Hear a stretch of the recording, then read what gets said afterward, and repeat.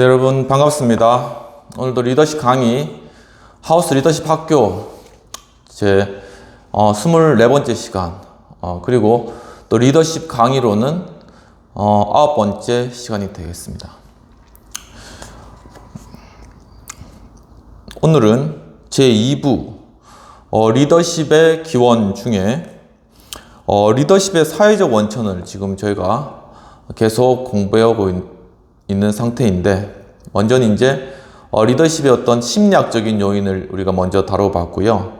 그리고 지금은 리더십의 사회적 요인에 관해서 다루고 있습니다. 우리 지난 시간까지 다루었던 거에 이어서 오늘은 리더십의 사회적 원천 중에 자아 존중과 사회적 역할 그리고 감정이입이라는 부분들을 리더십과 연관돼서 공부하도록 하겠습니다.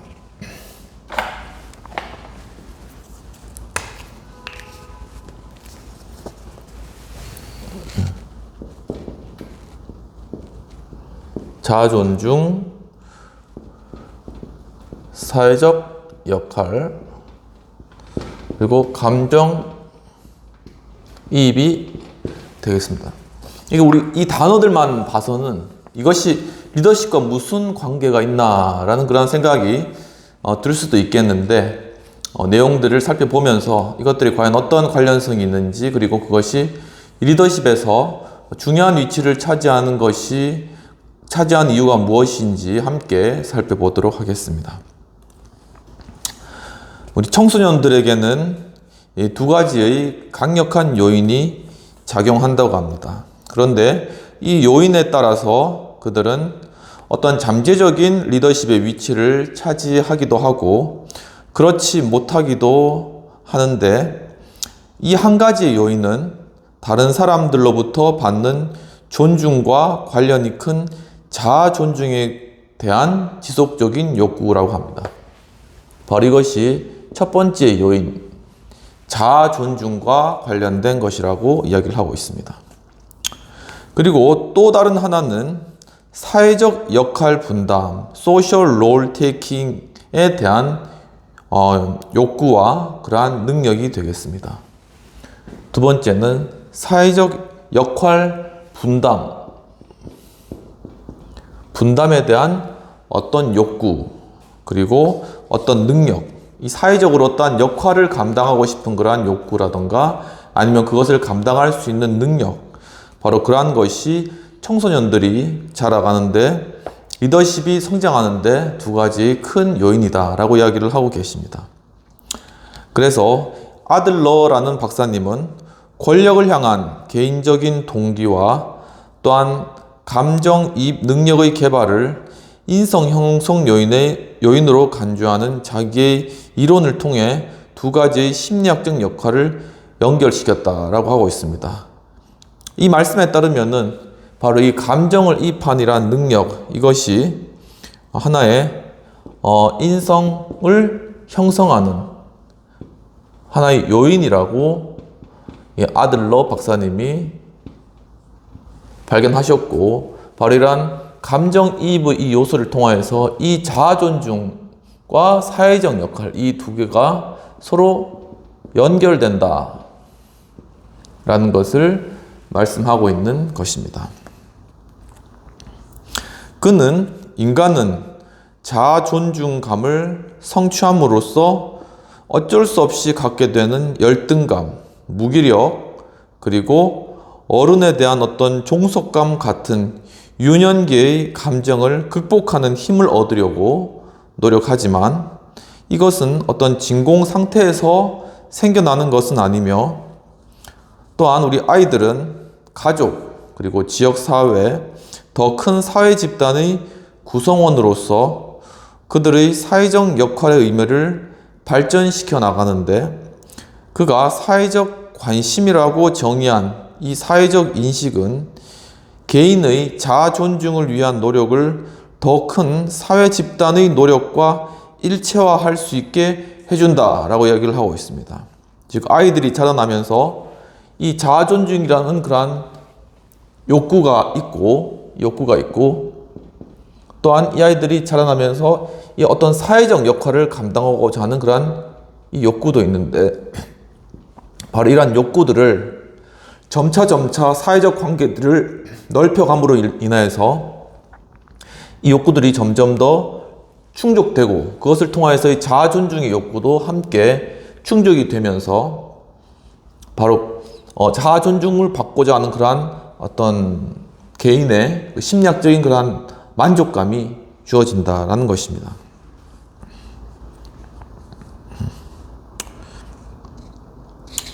그래서 어떤 이 자아 존중에 대한 노력과 또한 감정이입 능력의 개발은 개인에게 리더십을 위한 잠재력을 이끌어내는데 조화를 이루도록 작용한다라고 하고 있습니다. 바로 이 감정이입 능력, 다른 사람의 감정을 자신의 감정과 같이 느낄 수 있는 이런 능력과 또한 이 자아를 존중받고자 하는 그러한 욕구, 이 두 가지가 합쳐져 가지고 그것이 리더십을 이 어린아이가 자라가면서 형성하는 데 있어 가지고 하나의 이 두 가지를 통해서 조화를 이루어간다 라고 이야기를 하는 것이죠. 청소년들의 자아 존중에 대한 욕구는 그들이 가치 있게 여기는 사람들로부터 존중받고자 하는 욕구에 의해서 영향을 받는다고 하고 있습니다. 그러니까 내가 어떤 사람으로부터 어떤 인정을 받고 싶어, 이런 생각이 우리가 들죠. 그래서 이제 그 사람으로부터 이렇게 인정을 받게 되면 뭐 여러 다른 사람 많이 있겠지만 어떤 한 사람에 대해 인정을 받게 되면 바로 스스로에 대한 어떤 자아 존중감에 대한 욕구가 채워지는 거죠. 그러면서 어떤 자기 효능감이라던가 어떤 리더십에 대한 그러한 욕구들이 만족되고 그 리더십이 성장하게 되는 그러한 효과가 있다라는 것입니다.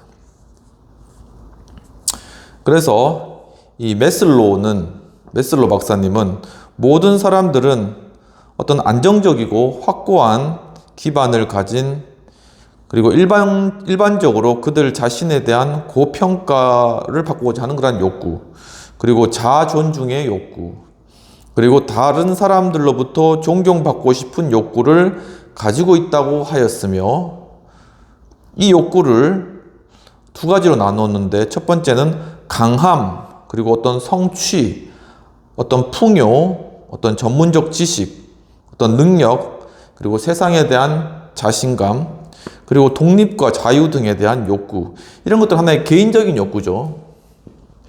이 메슬로우에 따르면은 욕구가, 이 개인적인 욕구로는 어떤 강해지고 싶은 것, 그리고 어떤 것들을 성취해내고 싶은 것, 어떤 것에 대한 풍요를 느끼고 싶은 것, 그리고 어떤 것에서 전문가가 되고 싶은 그런 생각들, 아니면 어떤 능력을 가지고, 그리고 세상에 대해서 자신감을 가지는 것, 그리고 어떤 독립과 자유, 이건 다 어떻게 보면 하나의 개인적인 그러한 성취나 만족, 어떤 그런 것들에 대한 욕구라고 이야기를 하고, 이 두 번째는 어떤 평판, 다른 사람이 내 자신에 대해서 어떻게 평판하는지 평판, 그리고 어떤 명성, 저 사람 정말 뛰어나다, 이런 명성, 그리고 지위, 높은 지위에 있다, 이런 것들, 그리고 어떤 지배, 사람들을 지배하는 권력이 있다, 그리고 아니면 사람들에 대한 인정, 그리고 아니면 사람들이 관심을 가져주는 것, 관심, 그리고 어떤 중요성, 나는 중요한 사람의 VIP야, 이런 중요성, 그리고 이제 존중에 대한 그러한 욕구들이 있다. 이것은 타인과 나와의 관계 가운데 이루어지는 그러한 욕구인 것이죠. 요거는 내 개인의 어떤 성취와 관련된 욕구이고, 이렇게 나누어진다라고 이야기를 하고 있는데, 이제 윌슨의 사례처럼, 이 윌슨은 우드로 윌슨, 미국 대통령을 의미하는 것입니다. 이 뒤쪽에 가서는 이 윌슨의 그런 예를 통해서 이러한 자아 존중이나 사회적 역할, 감정이입과 관련된 어떤 리더십의 그런 모습에 대해 살펴보는 그런 부분들이 세 번째 시간에 있습니다. 그래서 이 윌슨의 사례처럼 욕구는 아이를 향한 부모의 애정과 관심에 대한 유년기의 불안에서 어떤 생겨나는 것 같다라는 것이죠. 그러니까 그런 것들을 유년기에 잘 체험받고 내 자신이 존중받고 인정받는 것을 잘 체험받으면은 그런 욕구가 만족됐기 때문에 더 이상 채울 필요가 없지만, 어렸을 적에 그런 것들이 만족되지 않으면 커서도 그것을 만족시키기 위해서 이 본능적이고 무의식적으로 계속 그런 것들을 추구해 나간다라는 것입니다.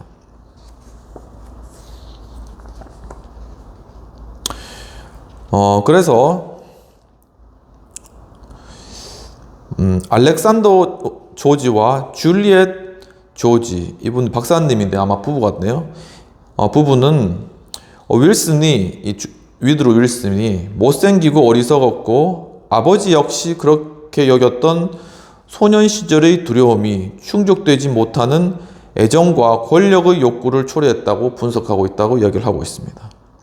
그래서 중요한 것은 자아 존중을 강화하는 다른 사람들로부터 충족받고자 하는 이러한 갈망이 충족되느냐, 이런 자아 존중을 다른 사람들로부터 체험받는 이러한 것들이 충족되느냐, 이것이 중요한 문제다라고 보시면서, 존중받고 싶은 욕구는 더 깊은 원천은, 그 존중받고 싶은 그러한 욕구의 더 깊은 원천은 바로 자아 수준, 에고, 이 자아 수준과 기대하는 성취 수준 간의 차이에 있으며, 그리고 이 제임스 박사님은 이 자아 존중이라는 것을 성공 나누기 자부심으로 정의했다라고 하고 있습니다. 이 자아 존중이라는 건 무엇이냐? 에 대해서 이제 제임스 박사님은 이것이 성공, 석세스, 여기서 나누기, 어떤 자부심. 생각해 보면은 그러니까 이 자아 존중을 가지려면은 이 성공을 아주 크게 하거나 아니면 이 스스로에 대한 어떤 기대감, 자부심이 굉장히 낮거나 이러면 자아 존중이 된다라는 것이죠. 그래서 이 간극이 바로 이 어떤 기대하는 내 자신과 그리고 어떤 내 원래의 자아 수준, 이것과의 어떤 차이점, 여기서 바로 이 자아 존중에 대한 욕구가 발생한다라는 것을 이야기하고 있는 것입니다. 이제 매슬로우의 욕구 단계설, 많이 우리가 다뤄봤는데, 매슬로우의 욕구 단계설에서 어떤 자아 존중의 욕구가 하위 수준의 욕구인 어떤 안전과 애정에 대한 욕구가 충족되었을 때 이제 자아 존중에 대한 욕구가 나타난다라고 그렇게 얘기를 하고 계시는 것이죠. 그래서 이 자아 존중은 끊임없는 도전과 어떤 강화 과정을 겪으면서 이 자아 존중이 확립하게 되는데, 유년기와 청소년기 초기의 학교 생활과 가족 생활에서 형성된 학생들이 자아 존중에 대한 기대에 달려있다라고 이야기를 하고 있습니다. 그러니까 유년기와 청소년기, 우리 학교 생활을 많이 하잖아요. 그리고 가족 내에서 주로 생활하고, 그런데 이제 그때 내 스스로가 학생으로서 아니면 우리 가족 구성원으로서 내가 어떤 정도의 자아 존중을 받기를 원하는가, 그러한 기대, 그러한 것들에 따라서 이게 자아 존중의 어떤 욕구라든가 그런 부분들이 달려있다라고 이야기를 하고 있습니다. 그러면서 레인 박사님은 이렇게 이야기를 하셨는데, 세상의 눈으로 본 자기 위치에 대해서, 자기 자신에게 실망한 세상에 대해서도 실망한다 라고 이렇게 말했다고 합니다. 이 말이 즉 세상의 눈으로 봤을 때 자기가 너무 이제 실패한 것처럼 보인단 말이에요. 그러면은 자기 자신에게 이 세상에 대해서도, 내 자신이 이 세상에 대해서도 실망스럽다고 느끼는 겁니다. 굉장히 중요한 관념인데 한번 생각해 봅시다. 이 세상이 정말 이렇게 못 살겠어. 이 세상이 정말 이렇게 비참하고 정말 이 세상은 실패한 세상이야. 암담하고 아무런 소망이 없어 라고 이제 세상을 바라보는 그런 관점은, 반대로 말하면은 바로 이 세상을 비추어 봤을 때 내 자신이 아주 형편없고 그리고 내 자신이 굉장히 초라한 그러한 존재라고 하는 그러한 인식이 그 밑바탕의 배경에 있을 수 있다라는 그러한 이야기를 하고 계시는 것이죠. 그래서 이 자아 존중은 어떤 개인이 이렇게 성공하게 되면 이것이 증가하고, 실패하면은 최소한 순간적으로라도 이제 줄어든다고 하는 그런 실험 결과가 있는데, 미래에 대한 어떤 기대를 바꾸도록 유도하면서 기대와 실현은 서로 상호작용한다라고 이야기를 하고 있습니다. 어떤 것을 기대하고 그것을 실현하고 만족시키는 것, 아니면은 그것을 기대하고 그것을 실패할 수도 있죠. 이것이 서로 상호작용하면서 어떤 미래에 대한 어떤 가치관과 기대를 바꾸고, 그리고 또한 자아 존중에 관한 그러한 어떤 기대도 변화가 된다라는 그런 이야기가 되겠습니다. 그래서 청소년들 자신의 성취도에 대한 평가도 바로 여기에 대한 하나의 요인인데, 미첼 박사님은 성취욕이 강하고 실패하지 않기를 갈망하는 사람은 실패를 피하고자 하는 노력이 적은 사람과 아주 다르게 반응할 수 있다라고 이야기를 하고 있습니다. 즉, 어떤 것을 강하게 성취해 나가기를 원하는 그런 성격 있잖아요. 그러면서 실패하지 않고 이것을 이루고자 하는 그런 사람과, 한편으로는 어떤 것을 실패하고자 하는 그런 실패를 피하고자 하는 노력, 그러니까 내가 실패하지 않기 위해서 다양한 시행착오와 다양한 사고를 하면서 그것을 실패를 피해가기 위해서 많은 노력을 기울이지 않는 그러한 사람들과는 상당히 두 사람과에는 차등이 있다라는 그런 것들을 이야기하고 있습니다. 그러면서 자아 존중은 능력 및 자기 효능감과 관련이 있고, 학교에서 교사들의 기대와도 관련이 있다고 합니다. 그러니까 어떤 학교에서 교사들이 그 아이에 대해서 기대를 가지고 잘했다고 칭찬해주고 그 아이를 돌보아주면 그의 자아 존중감은 만족되게 되는 것이죠. 하지만 그 교사가 너 왜 그래? 그러면서 너 원래 그렇지? 이런 식으로 하면은 그 자아 존중감은 무시되고, 자아 존중감을 충족받고 싶은 욕구는 결국 실패한다. 그 욕구는 채워지지 못한다. 라는 것을 이야기한 것입니다. 학교에서 학생들에게 학습과 행동에 영향을 끼치는 사회적, 경제적 불평등을 강화하고 또한 영속시키는 학교도 있는데, 19세기 말 영국의 공립 사립학교 제도는 이 후자에 가깝다라고 이야기를 하고 있습니다. 그러니까 학교 중에 바로 어떤 사회적 불평등을 야기시키는 바로 그러한 학교도 있다라고 이야기를 하는 것입니다. 1863년부터 1955년까지 284개의 장관 자리, 그러니까 영국의 1863년부터 1955년이면 거의 세계 2차 대전 끝날 무렵이네요. 끝나고 10년 지났는데, 요 100년간의, 한 100년간, 약 100년간의 기간 동안에 영국의 장관 자리가 284개가 있었다고 합니다. 이 284개의 장관 자리가 있었는데, 그 중에 4분의 1이 어디에서 나왔냐면은 75개인데, 이것이 영국 이튼 스쿨에서 나왔다고 합니다. 그러니까 이튼 스쿨 학생들이 이 장관 자리를 다 꿰찬 거죠. 그러니까 그 상위 클래스에 그냥 싹 들어가 버린 겁니다. 영국의 공립학교는 졸업생들이 사회의 모범, 예를 들면 자기 수련, 팀워크, 아니면 집단 충성도, 아마추어 정신, 그리고 전통과 효율 사이의 어떤 균형, 그리고 기독교 정신 등을 바로 이러한 모범을 가지도록 가르치며, 절제되고 당당한 태도, 그리고 명령하는 분위기, 그리고 적어도 겉으로는 시원시원한 결정을 내리는 뛰어난 그러한 기질, 이런 것들이 하나의 어떤 리더십이나 어떤 정치적 기질과 관련된 것이죠. 이제 그런 것들을, 타고난 성향도 상당히 작용하지만 이런 것들을 이 학교에서 가르쳤다라는 것입니다.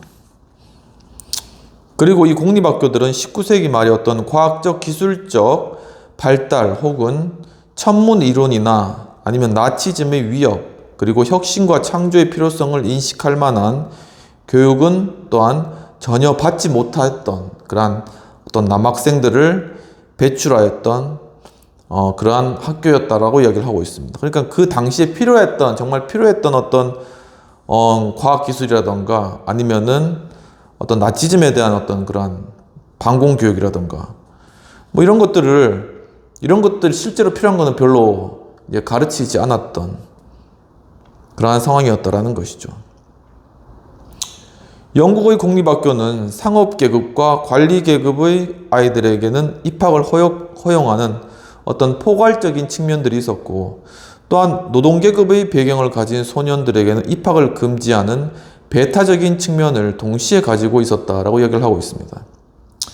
그래서 공립학교의 위대한 업적 중에 하나는 재능 있는 중류계급에 속하는 젊은이들을 교육시켜 신사계급, 이제 영국엔 젠틀맨이라고 하잖아요. 이 신사계급으로 바꾸어서 나중에는 어떤 내각과 의회, 관직에 있는 귀족들과 일할 수 있도록 실무적이고 관료적인 엘리트로 변화시키는 것이었다라고 하는 것입니다. 이미 이제 영국 사회 내에서 귀족 계급이 따로 있고, 자기라고 그러죠. 그런 귀족 계급이 따로 있고, 중요한 관직에 이런 사람이 다 들어가 있는데, 근데 이제 요 공립학교 제도라는 것은 이제 거기에서는 약간 떨어진, 그러니까 중류 계급에 있는 사람들이 이 공립학교를 통해서 잘 교육을 받아서 그들이 이제는 관직이나 이런 것들에 진출해서 이미 기득권을 가진 그러한 귀족들 계층들하고 서로 어울려서 일할 수 있도록 그렇게 하는, 바로 그런 것들이 공립학교의 목표였다라는 상당히 재밌는 그러한 목표가 있었다라는 것입니다. 또한 이제 거기에서 교장은 대부분 이제 중류 계급의 출신이고, 또 교육은 국가나 제국을 지배하는 통치자를 어떤 훈련시키기보다는 어떤 귀족의 풍조와 생활 방식을 영속시키도록 고안되었다라고 합니다. 굉장히 재밌네요. 그래서 이제 이 학교 자체가 어떤 나라를 이끌 통치자를 어떤 길러내겠다, 리더십 있는 그런 사람들을 길러내겠다, 이런 목표가 아니라 이 귀족 생활을 하기에 맞는 그런 풍토와 그런 관습, 이런 것들을 계속해 나가도록 그렇게 이제 이 교육 프로그램 캐러큘럼이 짜져 있다라는 재미있는 그러한 이야기가 되겠습니다. 그렇지만 또 그 사람들이 아까 전에 이야기했듯이 영국 장관 자리에 75개 자리를 차지할 만큼 다 이제 또 관직으로 다 들어가는 거죠. 하나의 거대한 카르텔을 이루게 된다라는 것입니다. 그러면 첫 번째 부분에 비평과 토론 부분을 살펴보면요.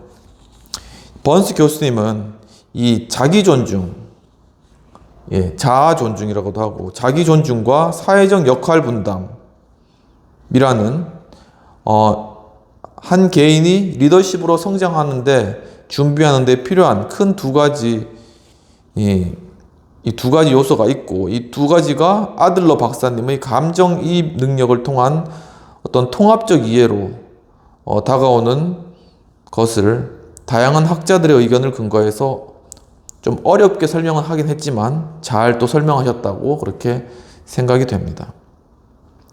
그렇다면 이 정치적 능력을 얻기 위해서 개인 그리고 사회적 영역 속에서 이렇게 통합적으로 어떤 일하는 방법은 무엇일까라는 것입니다. 잠깐 살펴보면 여기서 이 자아 존중은 어떤 개인의 어떤 존중감을 체험받는 것입니다. 그 사회적 역할은 그 사람이 어떤 사회적 내에서 어떤 역할을 감당할 수 있도록, 그리고 그 역할을 감당하고자 하는 그런 욕구를 채워줄 수 있도록 하는 것입니다. 근데 이것이 중요한 이 두 가지가 하나의 어떤 감정이입의 능력을 통해서 이루어진다라는 것이죠.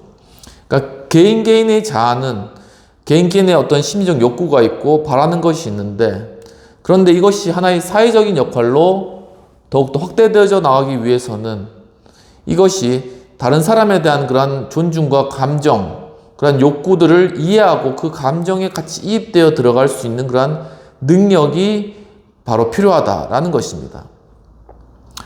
바로 그렇게 다른 사람들에 대한 욕구와 어떤 자아 존중에 대한 그러한 필요를 인식하고 거기에 감정이입을 해서 그것에 동화되고 또한 그것을 채워주려고 하는 바로 그러한 관계들 가운데서의 사회적인 그러한 어떤 역할 분담과 배분이 나타나는 것이죠.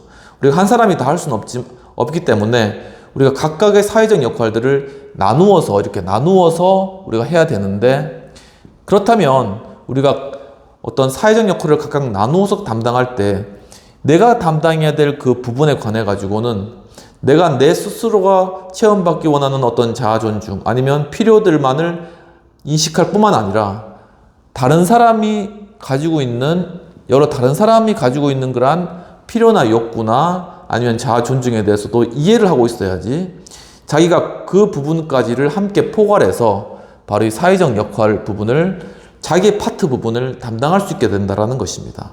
그렇기 때문에 이 감정이입 능력이 뛰어난 사람은 바로 자신이 맡은 부분에서 모든 사람에게 유익을 주도록 바로 그러한 어떤 사회적 역할을 잘 감당할 수 있고 바로 그렇게 하는 사람이 바로 리더십이다 라는 것을 이야기하고 계시는 것이죠. 그런 측면에서 보았을 때 그렇다면 과연 우리 사회에서 어떤 정치적 능력을 배가시키기 위해서, 즉 정치적 리더십을 갖기 위해서 이러한 것들을 통합적으로 이해하고 또한 일할 수 있는 그러한 사람들을 어떻게 키워내고 그런 사람들을 우리 스스로가 그런 사람들이 될 것인가 하는 그러한 부분들을 한번 생각해 보면 좋겠다라는 생각이 들고요. 좀 그렇게 하기 위해서는 좀 이렇게 서로 간에 많은 대화와 또한 어떤 많은 지식과 또한 사람들에게 공감할 수 있는 그런 그러한 부분들을 많이 길러야 되는데 그러한 부분들은 좀 어떤 지식적인 부분들로도 채울 수 있지만 실제로 그 삶의 현장에 가서 보고 사람들 이야기를 듣고 서로 접촉하는 그러한 부분들 그런 분들이 상당히 필요하지 않을까라는 생각이 듭니다. 그래서 우리 하나의 어떤 정치적 리더십으로 성장하는 그런 과정도 그냥 한 번에 그런 그 리더로 세워지는 것이 아니라 바로 젊었을 때부터 바로 사람들과 만나고 교통하면서 그러한 공감 능력이나 어떤 사회적 어떤 역할에 대한 그러한 것들을 감당할 수 있는 감정이입 능력을 길러 나가는 것이죠. 바로 그런 것들이 점차 길러지고 또한 그 어떤 리더십 잠재력이 커짐에 따라서 그가 갖게 되는 어떤 권력이나 리더십의 그러한 지위, 역할도 높아지도록 이렇게 자연스러운 이러한 과정을 겪어 나갈 수 있도록 하는 그러한 체계라는 것이 필요하지 않을까라는 그러한 생각이 드는 것입니다. 그래서 물론 이렇게 이튼 스쿨이라는 것이 여러 가지 사회적 계층을 형성해 나가는 그런 어떤 좋지 않은 측면도 있지만 바로 이러한 어떤 다른 사람을 공감하고 사회적 역할에 대한 욕구를 통하여서 어떤 리더십으로 자라나는 그런 과정들을 바로 고등학교 때부터 어렸을 때부터 배워나가는 그런 커리큘럼을 가지고 있다는 그 자체가 굉장히 중요하다. 하나의 이 리더십 학교인 것이죠. 그렇기 때문에 이 리더십 학교가 그런 사람을 배출했기 때문에 총 4분의 1, 75개의 그런 장관 자리가 또 여기에 돌아갔고 이러한 것이 상당히 중요하다라는 그러한 부분들이 있고 그렇기 때문에 우리나라 같은 경우에도 이제 지방의회 의원이라든가 이렇게 차근차근 이렇게 밟아 올라가서 점점 더 그 공감 능력을 키워가는 그러한 과정들을 통해서 결국은 국회의원이라든가 또 더 높은 그런 행정직에 이르던가 이러한 보면 좀 넓은 그런 의미로 포용할 수 있는 그러한 것으로 점차 바뀌어가는 것이 필요하다라는 그러한 측면이 있다라는 것입니다. 그래서 리더십은 한 번에 그냥 주어지는 것이 아니고 그 자리에 간다고 되는 것이 아니고 이것은 공부해야 되고 배워야 되며 그 가운데 학습해야 되는 그런 과정들이 필요하다라는 것을 이야기하고 있다는 것입니다. 우리 사회에 과연 그러한 부분들이 있는지는 한번 생각해 보시고 토론해 볼 수 있는 그런 기회가 있었으면 좋겠습니다. 그러면 두 번째로는 다시 이제 두 번째 부분으로 넘어가도록 하겠습니다.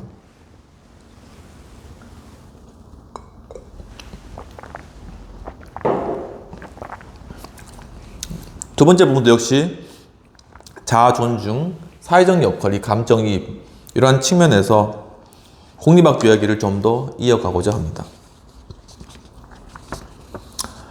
네, 공립학교의 특징은 무의식적이지만 중산계층 중에서 선택된 소수에게 중요한 사회적 진출의 기회를 제공하였다라고 이야기를 하고 있습니다.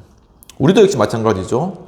이 교육이라는 기회를 통하여서 가난한 사람이든 부유한 사람이든 이 교육과정을 통하여서 평등한 교육과정을 통하여서 그 가운데 경쟁하고 그것을 통하여서 사회의 그러한 주도권으로 주도해 나가는 그러한 계층으로 진입해 들어갈 수가 있다라는 것이 중요한 의미가 있다는 것입니다. 하지만 지금은 여러 교육의 기회라던가 아니면은 사교육 문제 이런 것들 때문에 그러한 기회가 점점 더 불평등해지는 그러한 과정이 되는 것은 상당히 사회적으로 좀 어려움이 있고 어떤 위화감을 조성할 수 있는 가능성이 크다라는 것이고, 그래서 대영 제국의 노동자 계층에는 사회적 상실과 정치적 좌절을 강화시켰다라는 점이다 라는 것입니다. 그러니까 이게 중산 계층에 있어서는 그것이 유리했지만, 노동자 계층, 이 하층 계층이라고 이야기는 좀 그렇지만, 아무튼 노동자 계층에서는 도리어 이 사회적 진출하기가 더 어려운 상황이 됐다. 우리 사회와 비슷합니다.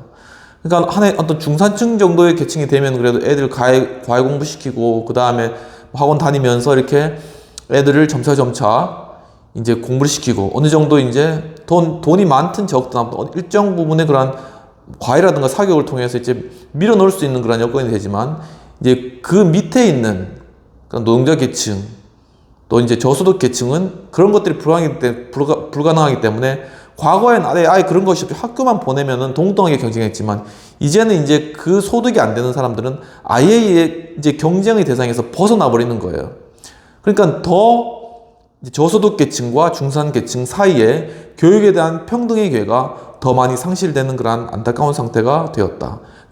당시 영국 상황뿐만 아니라 우리나라 상황도 상당히 비슷하게 가고 있다라는 그런 생각이 좀 진단이 좀 되는 것이 아닌가. 물론 사람마다 다르지만 좀 그런 생각이 드는 것이고요. 그래서 청소년들의 자아존중과 관련해서 대부분의 선진사회의 많은 학교들이 영국 공립학교보다 훨씬 복합적인 영향력을 미치고 있으며, 어떤 자신감, 그리고 능력, 그리고 학교에서의 다양한 역할을 수행하는 학생들이 가지는 어떤 편안함은 출신 배경이나 그와 관련된 학교의 기대에 따라서 다르다라고 얘기를 하고 있습니다.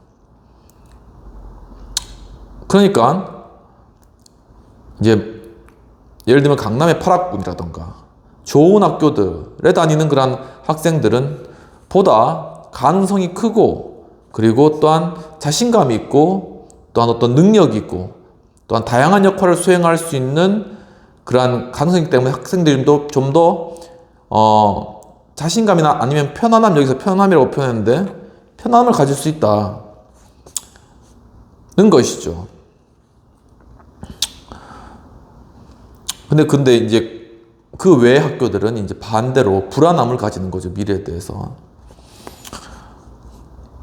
20세기 초 유럽에 이주해온 사람들의 자녀에게 미국 공립학교가 했던 것처럼 다양한 사회 속에서 변화에 대처하는 학교들은 사회의 유동성을 촉진시킨다라고 이야기를 하고 있습니다.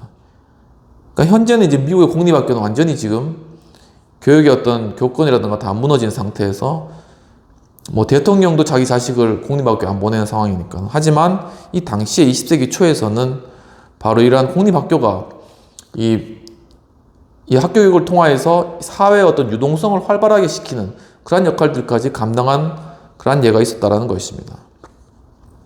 그러나 그 시대 미국 사회의 공립학교는 일반적으로 가족과 지역사회에 이미 존재해 있는 사회적 불평등을 더욱 강화시켰는데, 아이들은 자신이 발전할 수 있는 기회를 증진시키거나 제한할 수 있는 계층화된 과목, 그리고 학습 프로그램 등을 배우며, 그리고 또한 교양학과 프로그램은 학생들에게 다양한 주제를 다루게 하고 다양한 사회 환경 속에서 각자 적절한 역할 수행의 능력을 요구하므로 중류 계급과 노동 계급 젊은이에게 영향을 주었다라고 이야기를 하고 있습니다. 그러니까 이미 학교 때부터 나눠지는 거예요. 그래서 배우는 것 자체가 달라. 그리고 학습 프로그램 자체가 다르고. 그래서 서로 교양으로 리버럴 아츠라고 하는데, 교양학과로 배우는 것도 이제 좀 더 이제 상위에 있는 학교들은 뭐 악기를 배운다던가 아니면은 뭐 굉장히 하기 힘든 그런 것들을 뭐 배운다거나 이렇게 하지만, 이제 좀 이렇게 하위 클래스에 있는 학교 같은 경우에는 이 시간에 그냥 뭐 떠들고 논다거나 아니면은 자유시간 준다거나 아무튼 뭐 그런 식으로, 예를 들면 스포츠 같은 경우에도 이제 상위 계층에는 뭐 수영을 한다거나 아니면 심지어 골프를 친다거나 뭐 이렇게 테니스를 한다거나 이렇게 하고, 하위 계층은 뭐 예를 들면 복싱을 한다거나 아니면은 뭐 그냥 달리기를 한다거나, 뭐 축구야 뭐 대중적인 거니까 그런 식으로 이제 나뉘어지는, 이런 상황들이 되고, 그뿐만 아니라 그 학교를 통해서 배출되는 학생들에 대한 사회적 역할 기대도 역시 차등적으로 나뉘어진다라는 그러한 내용들이 연구 결과가 나왔다라는 그런 것들을 보여주는 것입니다. 어떻게 보면 참 안타깝고 슬픈 그런 현실인 것이죠. 파슨스의 표현에 의하면 가족과 학교는 기대, 실현, 피드백의 구조 속에서 사회적 역할 관계의 상호작용적 패턴에 직접적으로 영향을 주기 때문에 인력 배분의 강력한 대리인 역할을 담당한다고 이야기를 하고 있습니다.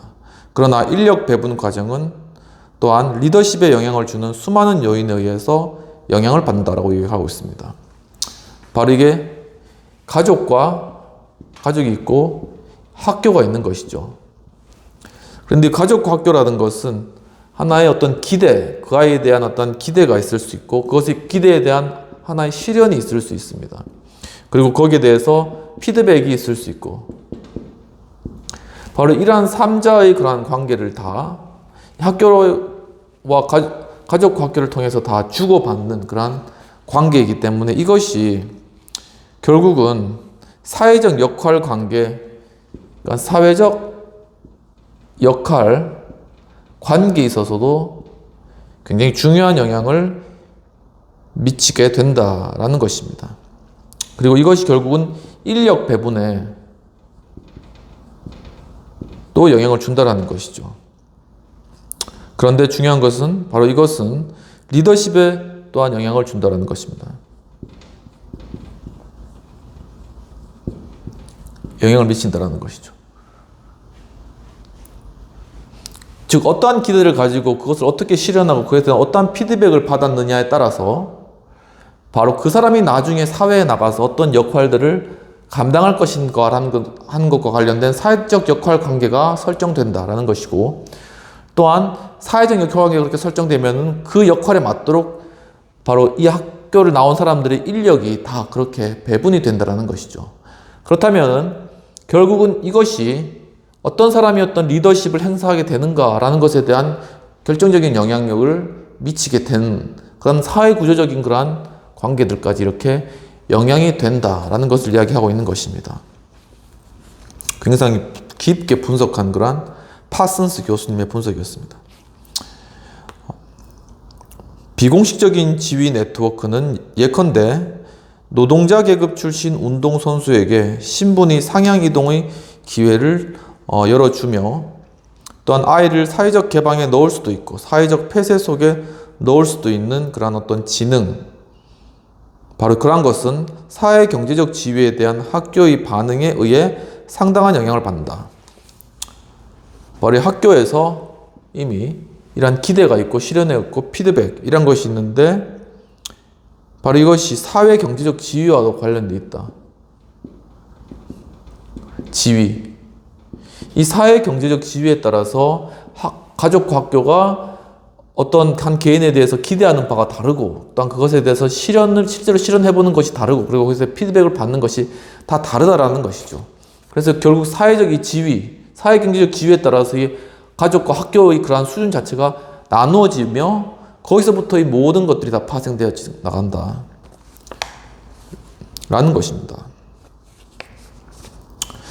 그래서 아이들의 역할 기회에 대해서 사회적 상황이 객관적으로 보장하는 것보다 더 높은 기대와 열망을 가질 수 있는데, 이러한 대단한 열망과 그로 인해 나타나는 행동들은 사회적 기회 구조를 변화시킬 수 있으며, 그들은 단조롭고 경직된 사회 시스템에 속하는 것이 아니라 선택하고 흥정할 수 있는 대안을 가진 복수 구조에 속할 것이다 라고 이야기를 하고 있습니다. 좀 어려운 말인데, 결국은 이미 사회적 경제적 지위에 따라서 그 사람에 대해서 요구하는 학교나 가족이나 학교에서 요구하는 어떤 기대나 실현이나 피드백이 정해져 있습니다. 하지만은 이 기대 자체가 여기서 정한 것들보다 더 높아질 수가 있다라는 것이죠.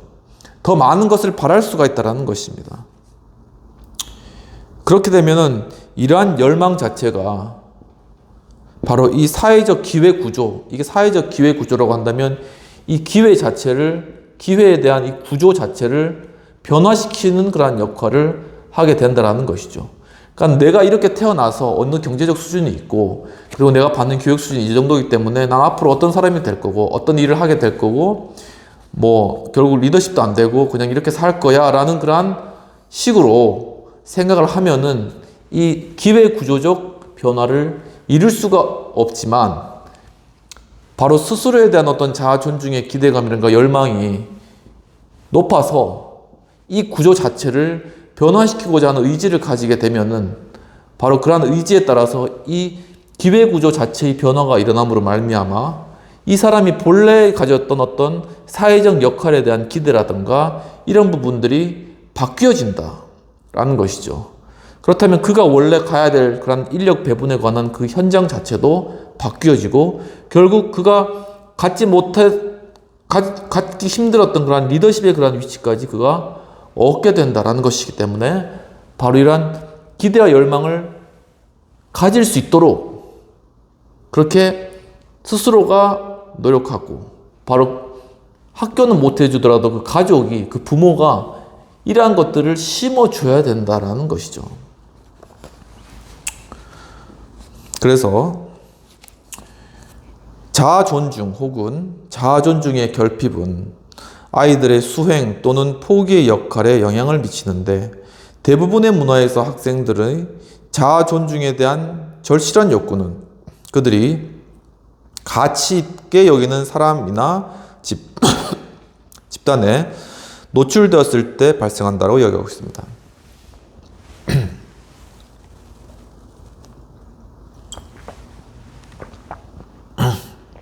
그렇죠. 그러니까 어떤 내 자신에 대한 어떤 존중감을 받기를 그런 간절히 원하는 그런 욕구가 있는 거예요. 그런데 그것은 숨겨져 있다는 것이죠. 하지만 그 욕구에 대해서 어떤 굉장히 자기가 원하는 사람이 있어서 그 사람에게 자기의 어떤 그러한 욕구를 체험받고 싶은 거예요, 간절히. 예를 들면 어떤 사람이 이제 자기가 좋아하는 선생님이 있어, 학교에서. 굉장히 이렇게 멋있거나, 안 그러면 굉장히 아름답거나 그런 선생님이 있어서, 원래는 이제 별로 이제 기대감이 없는 그러한 아이였는데, 정말 저 선생님에 대해서는 내가 어떤 만족시켜드리고 내가 인정받고 싶은 거예요. 그러면 이제 어떻게 하면 그 인정을 받을까라는 걸 생각을 하는 거죠. 그러면서 그 선생님에게 눈에 띄도록 공부를 열심히 한다거나, 운동을 열심히 한다거나, 미술을 열심히 한다거나, 음악을 열심히 한다거나, 뭐든 해서 그것을 만족시키기 위해서 노력을, 어떤 심혈을 기울인다라는 것이죠. 바로 이것이 자아 존중에 대한 욕구가 수면 위로 떠오른다라는 것입니다. 그래서 피아제는 전조작적 단계라고 묘사한 취학 전 아이들은 자신의 역할과 관련된 다른 사람들의 역할을 인식하거나 어떤 조절하는 그런 능력이 없다고 이야기하고 있습니다. 그러니까 프리-오퍼레이셔널이라고 이제 표현하는데, 바로 이 전조작적 단계에서는 이제 이런 자신의 역할이나 다른 사람의 역할의 차이, 이런 것들을 잘 인식하기는 힘들다라고, 이제 그런 능력은 없다라고 이제 설명을 하고 있고요. 그리고 에릭슨 같은 경우에는 성장하고 발전하는 어떤 젊은이들의 경우에 이러한 생리학적인 혁명과 성인으로서의 임무에 직면하여, 그렇죠, 생리학적인 혁명이 일어나죠. 신체가 바뀌고 키가 크고 남자와 여자가 각각 2차 성징에 따라서 혁명적으로 이제 바뀌어지는 그런 현상이 일어나고, 그 다음에 또한 성인으로서의 어떤 임무, 이제는 단순한 어떤 권리가 아니라 의무로, 사회적으로 어떤 학생으로서 공부해야 될 의무가 생기고, 법과 사회 제도에, 아니면 관습과 규범에 순종해야 될 그러한 의무가 생기는, 바로 그러한 상황이 된다는 것이죠. 그래서 그때 다른 사람의 눈에 비친 자기 모습과 자기 스스로 느끼는 그러한 모습을 비교하게 된다라고 얘기를 하고 있습니다. 바로 거기에 1차적인 관심을 갖게 되고, 이전에 개발된 어떤 역할과 기술을 현재의 직업 모범과 어떻게 연결시키느냐 하는 것에 관심을 갖게 된다라고 이야기하고 있습니다. 그러니까 과거의 어떤 역할 그리고 어떤 기술들 이런 것들을 가지고 있는 것을 현재 어떤 내 직업에 그리고 직업 모범에 내가 앞으로 향하여 갈 그러한 모범에 어떻게 적용할 것인가에 대해서 점점 관심을 갖게 된다라고 에릭슨 박사님이 주장하고 계십니다. 그러면서 나타나는 것이 이제 역할 혼돈이 나타나는데 역할 혼돈이라는 것들. 그러니까 사람의 어떤 성적 혹은 직업적 정체성에 대한 의혹 때문에 나타난 이런 역할 혼돈. 이란 것은 예를 들면 이런 것입니다. 어떤 소녀가 있는데 그 소녀가 어머니처럼 가정주부가 되어야 하는 것인가? 아니면 아버지처럼 의사가 되어야 하는가? 이런 것에 대한 하나의 역할 혼돈이 온다라는 것이죠. 그리고 또한 그뿐만 아니라 역할 수행이라는 것입니다. 역할 수행.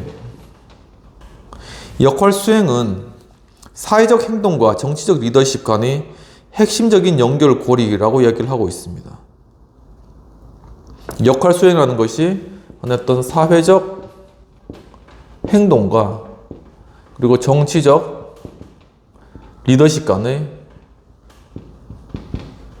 바로 그것이 하나의 고리가 된다라는 그런 부분들, 약간 어려운 그런 개념 같은데 그런 핵심적인 연결고리이고, 이 역할 수행에 대한 개념은 지나치게 남용되고 이제 오도되었다라고 얘기를 하고 있습니다.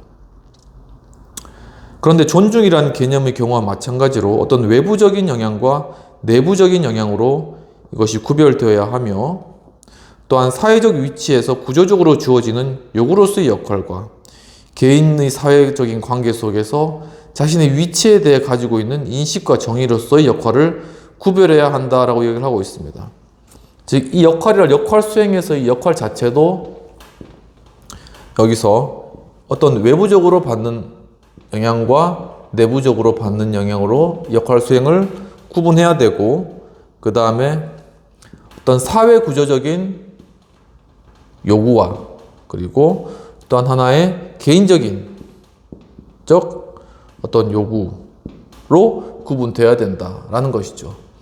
그러니까 이 역할 수행을 하는 것이 어떤 한 사회적인 존재로서의 내가 어떤 역할을 수행해 나갈 것인가 라는 것에 대해서 영향을 주는 것이 외부적으로 영향을 받을 수도 있고 내부적으로 영향을 받을 수도 있다라는 것이고, 그 다음에 또한 이러한 것이 사회적 관점에서 영향을 줄 수도 있고 개인적 관점에서 어떤 역할 수행에 대한 어떤 원함이라던가 그에 대한 어떤 당위성, 요구받는 그러한 어떤 의무라던가 요구되어지는 그러한 것이라던가 이런 부분들이 개인적인 부분과 사회적인 부분들로도 나눠질 수 있다라는 것인데, 이러한 것이 결국은 역할 수행과 관련돼서 어떤 사회적 행동, 그 사람이 어떻게 사회적 위치 가운데서 행동해야 되는 것인가 하는 것과 이 정치적인 리더십, 그 사람이 바로 이런 어떤 사회적 행동을 해나가면서 그 가운데 어떤 리더십을 발휘하고 어떤 자신의 주장을 해서 그것을 영향을 주는가 하는 것에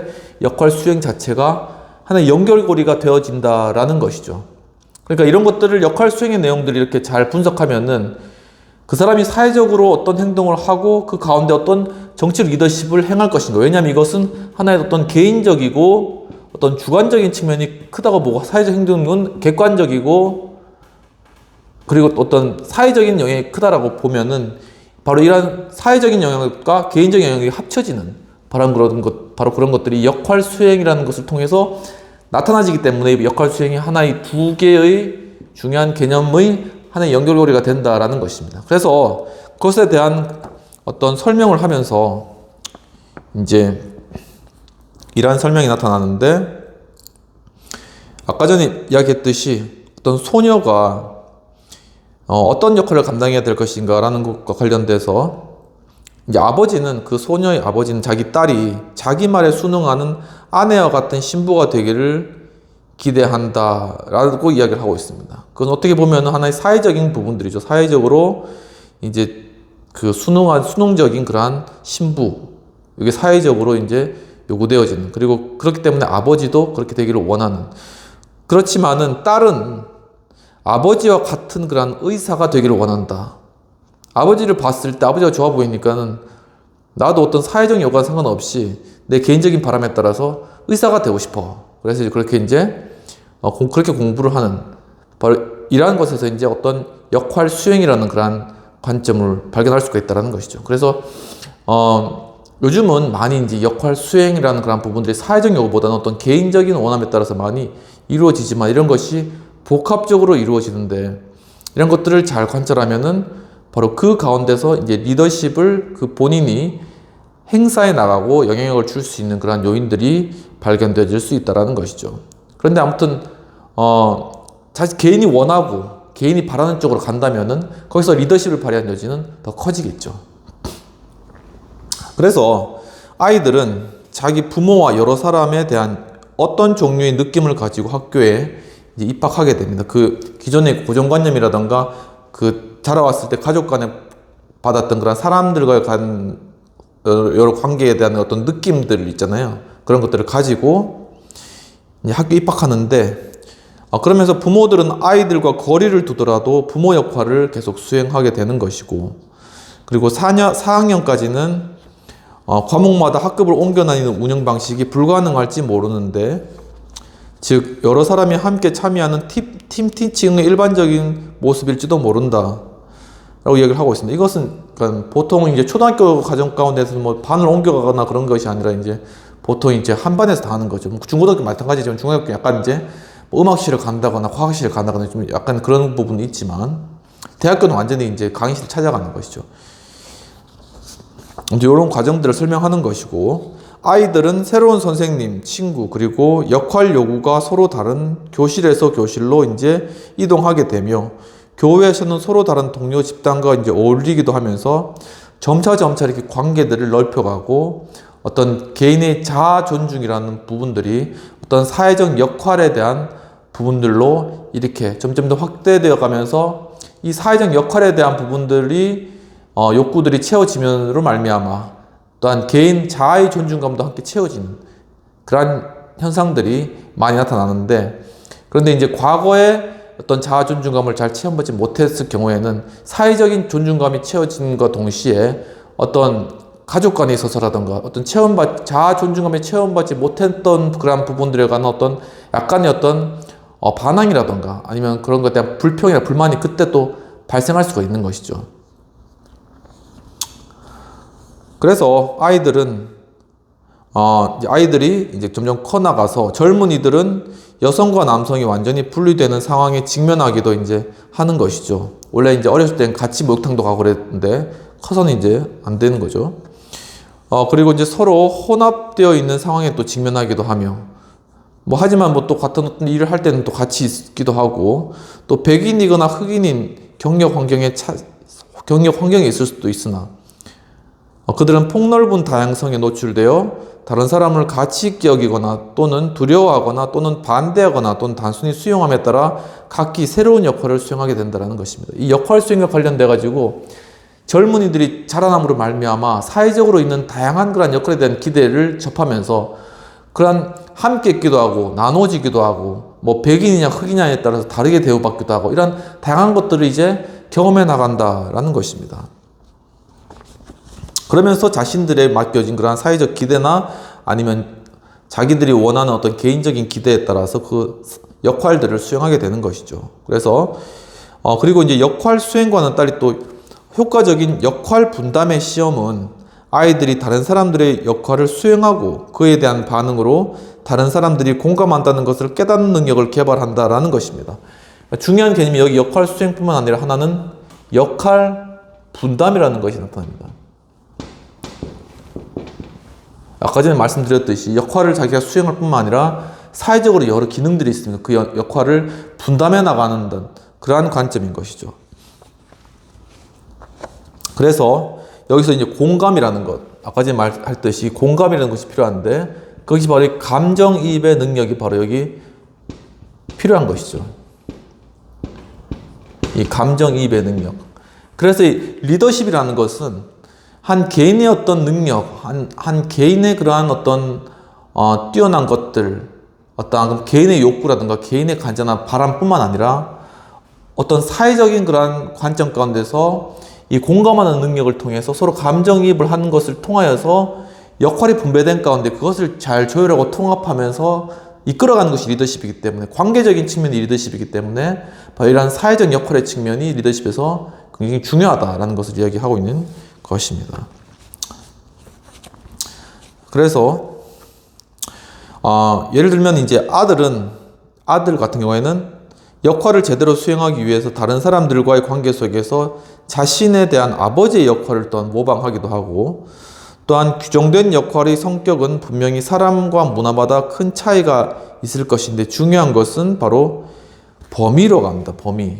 역할과 중요한 것은 범위. 역할의 범위가 어느 정도냐, 이게 중요하다고 이야기를 하고 있습니다. 즉 그것에 직면하고 반응하고 또한 가치 있는 집단의 폭넓은 계층으로부터 존경받을 수 있는 하나의 기회가 된다는 것이죠. 이 역할 분담이. 왜냐하면 이 역할이 분담돼서 자기가 맡은 그런 분담 영역에서 만약에 자신이 최선을 다한다면 그것이 모든 사람에게 통용되는 것이기 때문에 거기서 존경을 받을 수 있는 하나의 기회도 될 수 있다는 것입니다. 그렇다면 자아존중감도 높아지는 것이겠죠. 동질적인 학교와 사회 제도에 의해서 보호받고 있는 상당수의 아이들에게는 그런 자극이 거의 이제 없다라고 보았는데, 그런 폭넓은 경험에 대한 기회는 미국 공립학교 시스템을 정당화하는 첫 번째 요인이다라고 이야기를 하고 있습니다. 그러니까 미국 공립학교 시스템 자체가 이러한 폭넓은 그러한 여러 관계들이라든가 그 가운데 역할 분담을 경험할 수 있는 하나의 그러한 시스템이다라고 이야기를 하고 있는 것이죠. 이것이 미국 공립학교 시스템을 정당화하는 하나의 이유가 될 수 있다는 것입니다. 그러면서 변화하는 다양한 역할 요구를 인식하고 여기에 적응하며 이들을 중재할 수 있고 이들에 대처할 수 있는 청소년은 적어도 변화하는 사회적 정치적 환경 하에서 성장할 수 있는 잠재 능력과 복잡하고 개방된 사회 속에서 정치적 리더십을 발휘할 잠재 능력을 지니고 있는 사람이다 라고 이야기하고 있습니다. 바로 여기 역할 분담이라는 부분들이 있잖아요. 그러면서 역할 분담이 된, 자신이 맡은 역할 분담에 대해서는 여기에서 이제 역할에 대한, 그 역할에 대한 이 사회적으로 요구되는 하나의 역할 기대가 있다는 것입니다. 그런데 그 기대를 잘 그것을 대처하고 그리고 그것을 이거를 다 대처해 나가고 해결해 나가는 바로 그러한 젊은이들은 바로 거기서 다양한 여러 사회적 정치적 환경 하에서 어떤 정치적인 리더십을 발휘할 수 있는 잠재 능력이 생겨난다라는 것이죠. 바로 여기서 생겨나는 것이 뭐냐면 정치적 리더십이다라는 것입니다. 그래서 우리가 이제 보통 이제 비례대표로 이제 후보로 나오시는 분들도 바로 어떤 그 한 분야에서 자기 맡은 어떤 역할 분담의 그런 부분에서 그것을 굉장히 잘 대처하고 그것을 통해 사람들로부터 많은 존경을 받은 그런 분이죠. 그렇기 때문에 바로 그 과정을 통해서 이 정치적 리더십이 확인된 겁니다. 그렇기 때문에 그분들을 모셔가지고 이제 비례대표 후보로 이렇게 이제 이게 올리는 것이죠. 그래서 이제 선출해서 바로 이 정치적 리더십을 일종의 수혈받는다고 볼 수도 있겠습니다. 그래서 전통적인 사회에서의 어떤 역할 요구, 역할 기대가 있고 또 하나의 개념은 역할 요구라는 것입니다. 이거는 여기서 되면 기대가 되는 것이고 이것은 이 역할을 해야 된다는 어떤 요구사항, 이거는 그 사람에게 대한 기대고 이 사람 이것은 싫어도 해야 돼. 역할에 대한 요구가 있다는 것이죠. 바로 이러한 전통적 사회에서 역할 요구는 단선적이고 이론론적이며 지나치게 누적적인데 가족 내에서의 어떤 역할, 교사로서의 역할, 직장 내에서의 역할 등 너무 똑같아서 아이들이 사람이나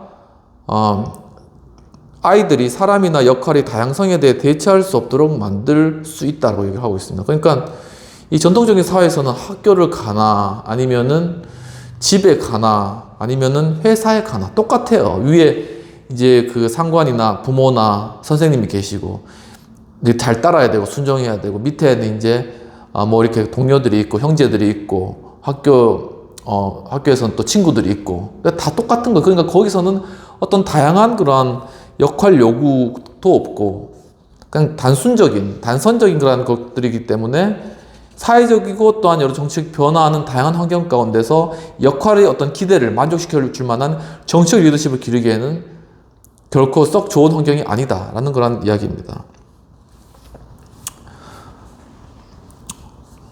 그리고 환경에 적응 못하는 젊은이라는 그런 것들이 있는데 이걸 영어로는 이렇게 미스핏이라고 이야기를 하고 핏 딱 맞다가 맞는 게 아니다. 미스핏. 예.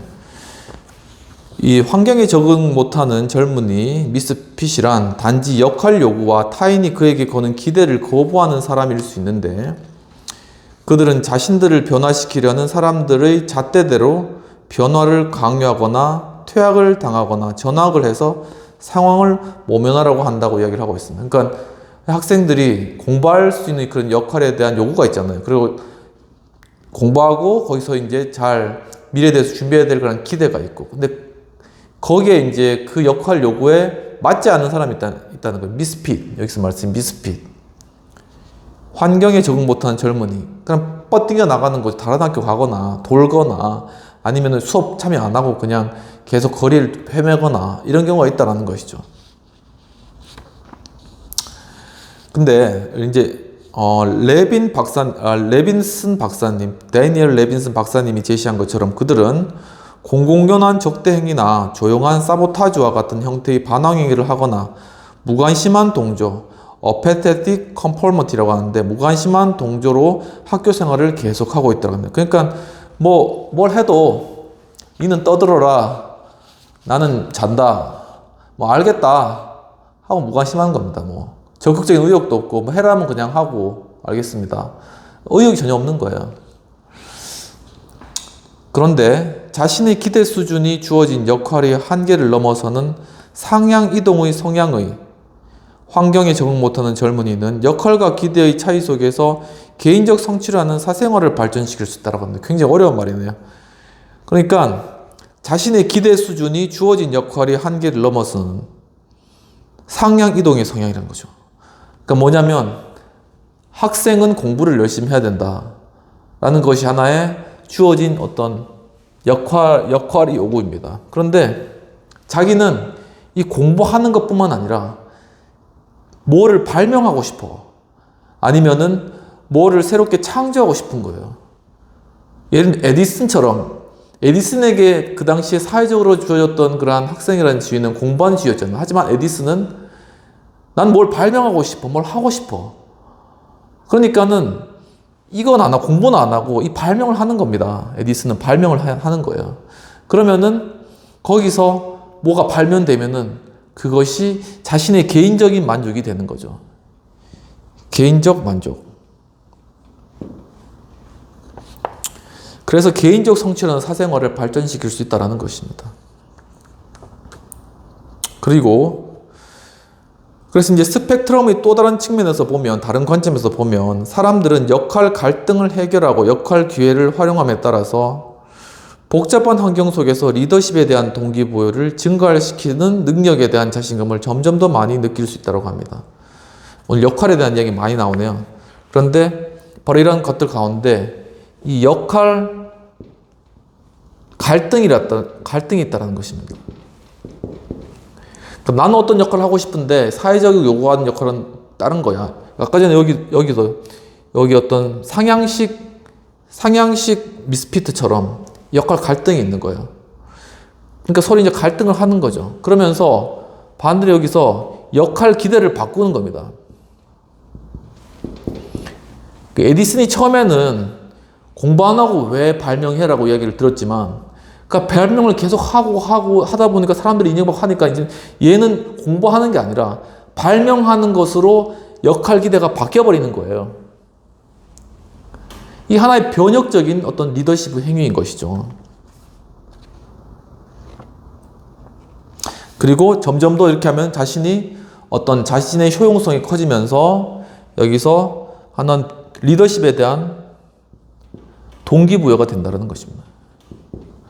나는 이 사회를 바꿀 수 있어. 나에 대한 요구 사항들을, 나에 대한 기대 사항들을 바꿀 수 있어. 나는 사람들을 이게 변화시키고 이끌 수 있어라는 그런 어떤 동기부여가 된다라는 것입니다. 그러면서 능력에 대한 자신감이 점점 더 많이 생기고 점점 더 그 능력에 대한 자신감을 자신이 느끼게 되는 것이죠. 그래서 최상위 수준에서는 자아에 대한 어떤 정태적인 개념보다는 그들이 역할 수행이 역할 분담이 되며, 그리고 감정이입, 즉 다른 사람의 감정과 관점 속으로 들어가는 중요한 리더십 자질, 이것이 감정이입인데, 이 감정이입의 진정한 능력이 발휘된다 라고 하고 있습니다. 그런데 바로 그것이 뭐냐면은 이 도덕적 리더십의 시작이라고 얘기를 하고 있습니다.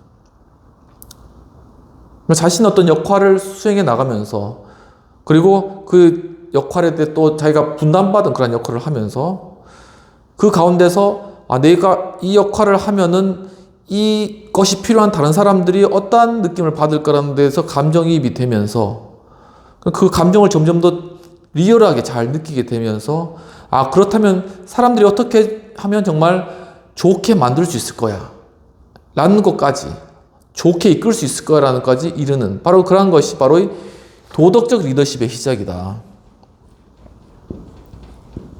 다른 사람들을 공감할 수 있는 그런 능력인 것이죠, 결국.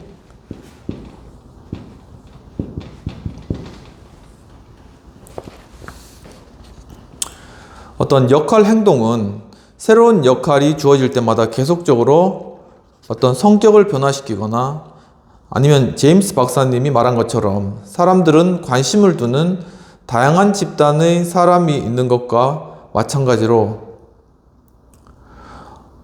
다양한 사회적 자아를 가지고 있으며, 또한 목적의 개발과 여러 가지 자아들의 관리 속에서 권력의 도덕성에 대한 잠재력이 내재되어 있으며, 이것이 바로 진정한 리더십이라 이야기하고 있습니다.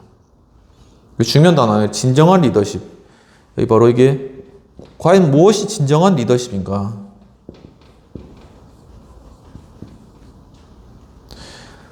바로 여기서 이 역할 행동을 하면서, 그러니까 어떤 역할에 대해서 계속 어떤 역할의 기대에 따라서 계속 어떤 역할을 해나가는 거예요. 그 일도 역할 분담을 맡은 걸 계속 해나가고, 이렇게 봐 역할 활동인데, 역할의 행동을 계속 해나가면서 새로운 역할이 주어질 때마다 계속적으로 그 성격을 또 변화시켜 나가고, 그리고 또한 사람들이 관심을 두는 다양한 어떤 집단의 각각 사람들은 관심을 두는 다양한 집단의 여러 사람들이 또 있고, 또한 다양한 사회적 자아를 가지고 또한 있고, 또한 목적의 개발과 여러 가지 자아들의 목적을 또한 개발해 나가고, 또한 여러 가지 자아들의 관리 속에서, 그러니까 여러 가지 사회적 자아들, 그 사회적 자아들을 관리하는 그런 과정 속에서 바로 거기에 어떤 도덕성에 대한 어떤 권력의 도덕성에 대한 잠재력이 내재되어 있다. 뭐냐면은 바로 그런 다양한 사회적 자아들을 관리해 나가고, 그들의 공감해 나가고, 그것들의 필요들을 채워 나가면서 계속 변화시키는 그런 과정들을 통해서 어떻게 하면 그들을 잘해주고, 어떻게 하면 각각 사람의 그런 필요에 따라서 그 각각의 필요를 맞춰줄까 하는 것을 하면서 바로 그들을 그렇게 인도해 갈 수 있는, 바로 그러한 것이 바로 이 도덕적 리더십의 그런 어떤 잠재적인 그런 능력이고, 바로 그러한 것들을 잘 발휘해 나가는 것이 바로 진정한 리더십이다. 그러니까 진정한 리더십은 단편적인 리더십이 아니라 다양한 사회 가운데, 다양한 사람들 가운데, 다양한 사회적 자아 가운데 바로 그 사람들의 필요들을 채우고 공감해주면서 다양하게 그 사람들의 필요를 채워나가면서 그 모든 사람들을 잘 이끌어 나갈 수 있는 도덕적인 리더십을 발휘할 수 있는 그런 잠재력을 발휘해 나가는, 그것이 진정한 리더십이다라는 그런 정의들을 하고 계신 것이죠. 좀 어렵지만 이해가 되셨으면 좋겠습니다. 만일 모든 아이들에게 다른 사람들로부터 존경받으려는 욕구가 똑같이 있으며, 또한 감정이입적, 또한 사회적 역할 분담 능력을 똑같이 가지고 있다면 비록 무딜지는 모르나 사회는 고르게 균형을 이룰 것이다. 왜냐하면은 각각 역할 분담에 따라서 다른 사람들의 감정을 읽고 그리고 자신의 맡은 역할 분담을 잘 해나감으로 말미암아 전 사회가 다 고르게 그렇게 자신의 역할을 잘 감당하니까 고르게 평등하게 그리고 모두 잘 살 수 있도록 그렇게 균형 있게 그 사회가 잘 구성되어져 나간다는 거죠. 집단적인 리더십이 잘 형성되고 바로 그렇기 때문에 그것이 무딜지는 모르다 천천히 이루어질지는 모르지만은 그것이 이렇게 균형적으로 잘 이루어갈 것이다. 이상적인 그런 모습들을 이야기를 하고 계시는 것입니다.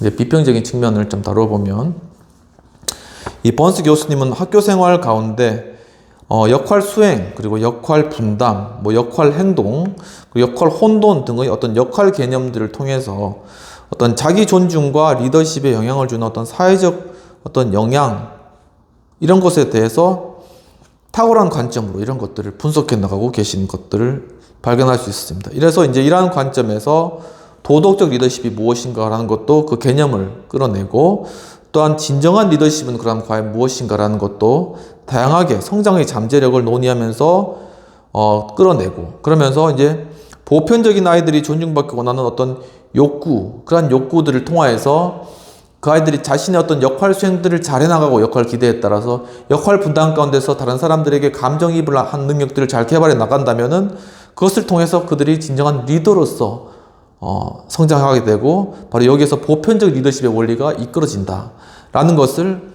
탁월하게 해안을 가지고 잘 설명해 나가신 것 같습니다. 그래서 이제 토의할 부분들은 이제 아이들이 여러 교육 환경 가운데 이런 역할 혼돈이라고 있었죠. 그것을 겪지 않고 역할 수행과 이렇게 역할 혼돈이라는 거죠. 역할 혼돈을 겪지 않고 역할 수행과 역할 분담을 해나감으로써 리더십으로 잘 성장시키기 위해서 우리 교육 현장에서 필요한 것은 과연 무엇인가 라는 것을 한번 생각해 보면 좋을 것 같습니다. 좀 이렇게 리더십 교육이 좀 잘 이루어져야 될 그런 필요성이 있지 않은가 하는 부분들이 있고 좀 이렇게 역할 분담 같은 걸 경험해 보려면은 각자의 어떤 책임을 주는 것이죠. 아이들에게. 그리고 그것을 책임감 있게 다 수행할 수 있도록 그렇게 하는 것들을 경험해 볼 수 있도록 하고 그것을 통해서 이제 다른 아이들이 그런 리더십 행위를 통하여서 어떤 유익을 받는지 아니면 어떤 좀 피해를 보게 되는지 그런 것들을 어렸을 때부터 잘 체험하게 해주는 이런 것들을 잘 경험하게 해주면 그 아이들이 결국 다른 사람들을 돕기 위해서 내가 맡은 역할들을 어떻게 해야 될 것인가를 고민하게 되고 그 가운데서 이렇게 감정이입 능력이 상승하면서 역할 분담에 관한 것들을 통하여서 리더십을 기르고 또한 도덕적 리더십으로 준비되고 진정한 리더십으로 자라나는 그러한 부분들을 할 수 있지 않을까 해서 이런 부분들을 관심을 가지고 어떤 교육의 영역에서 실천해 보면 좋을 것 같다라는 그런 생각을 하게 됩니다. 그러면 세 번째로 또한 넘어가서 윌슨의 그러한 내용에 대해서 다뤄보도록 하겠습니다.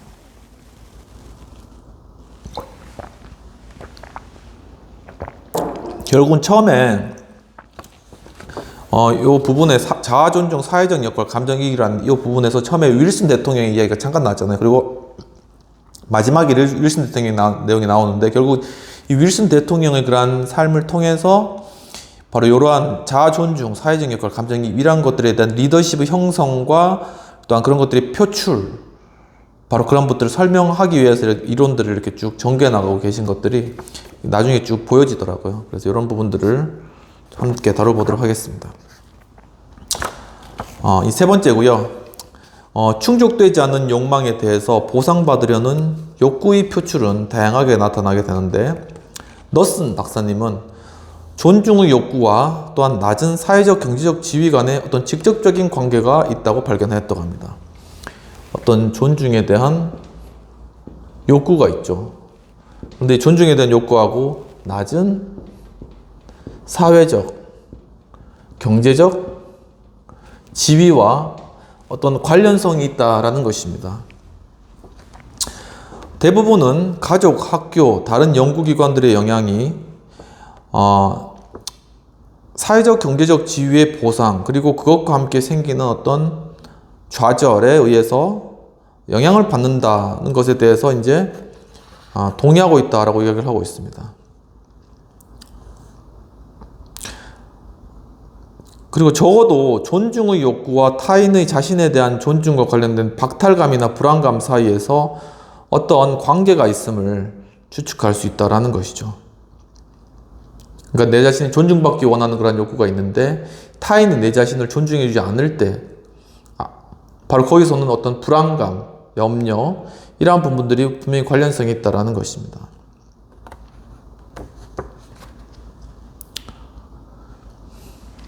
그래서 미국 공립학교 아이들을 대상으로 한 어떤 연구에서 쿠퍼 스미스 박사님은 자기 자신과 다른 사람들 그리고 비인격적인 사물에 반응하는 스타일이 다르다는 것은 사람들이 자아존중의 정도에 따라서 주위 사건에 대해 아주 다른 방식으로 대응한다는 것을 보여준다라고 결론 지었는데, 많은 불신 경향과 나약한 느낌은 젊은이들을 내향적으로 변화시킨다라고 이야기를 하고 있습니다.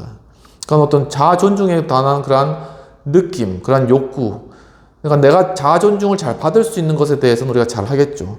하지만 내가 자아존중과 관계가 없는 그런 이렇게 무생물이라든가 이런 것들에 대해서는 전혀 내가 거기에 대해서는 관련이 없는 거죠. 그러니까 그것에 대해서 태하는 태도 자체가 완전히 다른 것이죠.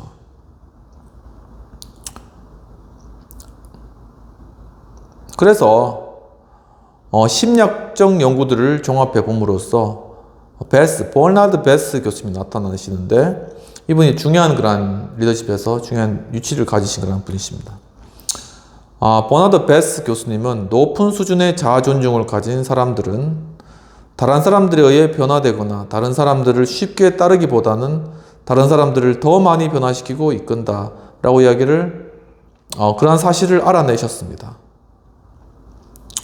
그리고 자아존중과 성공적인 리더십 평가 사이의 관계에 대한 다수의 연구들을 살펴보면 스토드 딜이라는 박사님은 리더들은 자신감과 자아존중에 있어서 추종자들보다 높게 평가된다라는 결론을 내리셨고, 또 바버 박사님은 입법상의 리더들은 자아존중이 아주 높거나 아주 낮은 경향이 있으며 그 중간은 거의 없다는 것을 알아내었다라고 얘기를 하고 계십니다. 어떻게든 여기 이 리더십 부분들에 있어 가지고는 이 자아존중, 즉 자기에 대해서 존중감을 느끼는 것과는 굉장히 관련성이 크다라는 것이 계속 연구 결과에 나타나는 것이고, 그리고 특히나 입법자들, 그러니까 예를 들면 국회의원 분들이나 이런 부분들은 자아존중감이 굉장히 높거나 아니면 굉장히 낮은 그런 상태에 있다. 왜 낮을까? 그거에 대해서 좀 의문감이 가지는데, 낮은 그런 상태에 있다라는 연구 결과에 나타났다고 이렇게 이야기를 하고 있습니다. 그러니까 예를 들면 물건에 대해서나 안 그러면 사물에 대해서 우리가 태하는 태도는 그거에 대해서 자아존중에 대해서 요구할 것도 없고 거기에 대해서 무관심한 거죠, 그냥. 그런 것처럼 예를 들면 입법 활동과 관련된 것도 자기와 관련된 부분들이 아니면은 그것에 대해서 거기에 대해서 그걸 통해서 내가 자아존중감을 얻을 것도 없고, 그래서 거기에 대해서 그냥 낮은 자아존중감 가운데서 그냥 동조하며 따라가는 그러한 부분들이 있기 때문에 자아존중감이 낮은 경우가 또 많이 발생한다고 얘기한 건 아닌가라는 그런 생각이 좀 드는 부분이고요. 그래서 또한 근데 이런 연구와는 반대로 객관적으로 측정된 자아존중과 리더십의 상관관계가 높지 않으며 리더들과 추종자들은 그렇게 다르지 않다는 그런 이론도 또 있다고 합니다. 그러니까 연구가 참 이렇게 다양하게 진행되는데 이런 의견도 있지만 또 이런 의견도 있기 때문에 어느 방향으로 가야 될 게 맞는지 딱 정해진 거는 없는 것 같아요. 사회과학이 원래 이제 그런 좀 경향이 강하고 특히 리더십 분야에서 좀 그런 강한 것 같은데, 그렇지만 이제 우리가 큰 줄기를 잡아가는 거니까 그 측면에서 이제 보시면 되실 것 같고, 그래서 이제 리더십 잠재력을 높이기 위하여서 사회적 존중과 자아 존중이 의도적으로 강화되기도 하는데, 영국 공립학교의 경우 교육의 사회적 구조를 만들었던 교육 리더들은 그렇게 하려는 의도 없이 또는 적어도 자신들의 사회에 대한 궁극적인 영향에 대한 명백한 개념 없이 추후의 정치적 리더십에 영향을 줄 수도 있으며 라고 얘기를 하고 있습니다. 그러니까 어떤 교육 리더들이 어떤 교육 시스템을 만드는데 그것이 나중에 어떤 정치적 리더십을 길러낼지에 대한 전혀 그러한 개념도 없이 그냥 영국의 공립학교를 만드는 것처럼 그렇게 만든다는 것입니다. 근데 그 결과적으로는 이튼 스쿨이 75명의 장관을 배출한 것처럼 그런 결과가 나타나게 되는 그런 현상이 된다는 것이죠. 그리고 사회적 충원이라는 것이 있는데, 사회적 충원. 영어로는 social recruitment. 사회적 충원은 단지 사회적 채널링의 효과와 대응되는 과정인 정치적 충원의 단계를 넘어선다라고 이야기를 하는 것이죠. 정치적 충원의 단계를 형성한다라고 얘기하고 있습니다. 그 사회적 충원이 사회적 채널링의 효과와 대응되는 과정인 정치적 충원의 단계를 형성한다. 이것이 정치적 충원 단계를 형성. 좀 어려운 개념 같은데 이게 political recruitment겠죠. 그러니까 사회적 충원, 이런 어떤 역할 분담과 그리고 어떤 역할에 대한 기대, 이런 것들을 통해 가지고 어떤 사회적으로 필요한 인력들이 충원된다는 그런 개념입니다. 그런데 그런 것들이 충원되면서 함께 결국은 정치적으로 필요한 그러한 인력들도 충원된다라는 그런 개념으로 제시하신 것 같아요. 좀 어려운 그런 개념 같고요. 그래서 또한 사회는 정치적 계층을 형성하지 않으면서도 상대적으로 견고한 사회적 계층을 만들 수 있다라고 이야기를 하면서, 노동자의 아들은 영국 의회로부터 배제시키는 것보다는 런던 클럽에서 배제시키는 것이 더 쉽고, 소장농의 아들을 전시의 연대장 지구에서 제외시키는 것보다 지방의 사회적 엘리트에서 배제시키는 것이 더욱 쉽다고 이야기하고 있습니다. 그러니까 뭐냐면 이 사회적 충원을 이룸으로 말미암아 이것을 통해서 정치적 충원이 이렇게 다 이루어지는데, 그런데 이 과정에서 이 사회적 이 충원 이 가운데서 사회적 계층이 만들어진다고 하고 있습니다. 그러니까 이 정치적 어떤 계층이 없더라도 이 정치적으로 충원이 이루어지는 과정 가운데서 어떤 정치적인 어떤 이데올로기나 패권을 가진 그런 어떤 계층이 없다고 할지라도 이 사회적 측면에서는 하나의 사회적 계층이 이루어질 수가 있다는 것입니다. 적 계층. 그러니까 이제 런던 클럽이라는 것, 그러니까 약간 오프라인식이고, 그 다음에 이제 사람들 사이에서 어떤 공식적인 것은 아니지만은 어떤 사회적 계층을 이루는 어떤 그러한 집단, 그러한 부분들이 형성되어질 수가 있다라는 것인데, 물론 이 정치적인 어떤 정치적인 어떤 계층, 정치적인 어떤 기득권, 정치적인 어떤 파워가 없다 할지라도, 그런 것들이 형성되어 있지 않다 할지라도 이 사회적인 계층은 이루어질 수 있다. 예를 들면 어떤 재산이라던가 아니면 어떤 사회적 어떤 지위라던가 아니면은 어떤 가문이라던가 이런 것들을 통해서 이런 것들이 이루어질 수 있다라는 것이죠. 그리고 이런 것들은 공식적인 것이 아니기 때문에 이런 것들을 왜 이런 식으로 만들었느냐라고 항의할 수도 없는 거고, 이들은 존재하면서 또 자신들에게 맞는 사람들을 영입하고, 그리고 자신들이 맞지 않는 사람 영입하지 않는 것이죠. 그러니까 여기 구름처럼 이렇게 이 계층이 존재한다는 것입니다. 그러니까 여기에 대해서 정치적인 부분들을 계층이 형성됐으면은 여기에 대해서 비판하고 나갈 수가 있잖아요. 근데 여기는 그게 안 되는 거예요. 그러니까 이 사회적 계층은 그냥 만들어질 수 있다라는 걸 이야기하는 것이죠. 근데 이렇게 만들어지면 여기서 이렇게 가기가 쉽다라는 것이죠. 바로 그런 의미에서 이렇게 귀족 계층이라던가 이런 계층들이 영국 내에서 뭐 런던 클럽이라던가 이런 것들이 이제 존재한다라는 것이죠.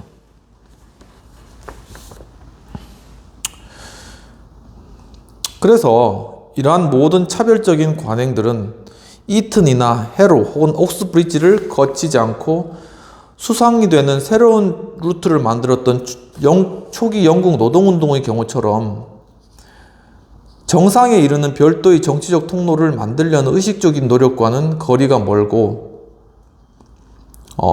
대부분 사회에서 정치적 리더십의 원천은 불공평하지만 어떤 사회에서는 몇몇의 사회적 아웃사이더들이 메시아주의적 집단, 대중운동 혹은 혁명적인 집단과 합쳐져 리더십과 권력을 얻기 위하여 인사이더들과 경쟁하기도 한다라고 얘기를 하고 있습니다. 이제 이런 것들이 예를 들면은 여기 이제 인사이더들이 있겠죠. 그런데 이제 이미 다 형성되어 있는 그런 계층이에요. 하지만은 이제 이들은 이튼이나 해로 아니면은 옥스브리지 이런 공립인가요? 아무튼 그 영국 그 정통, 거기서 이제 자라난 그런 사람들인 것이죠. 그러니까 여기에 들어갈 수가 없는 거예요.